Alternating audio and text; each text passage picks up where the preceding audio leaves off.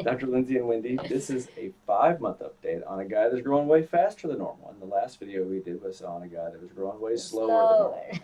And so this dude is about my age, and he travels a lot for work. And he came in looking like this. And he's got some coverage up there in the front, but not much.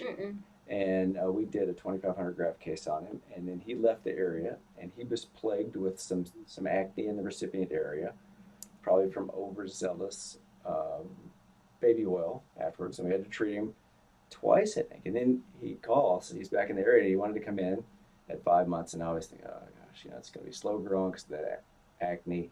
And he rolls in, and he looks like this, and he looks fantastic. Now there's a component of styling.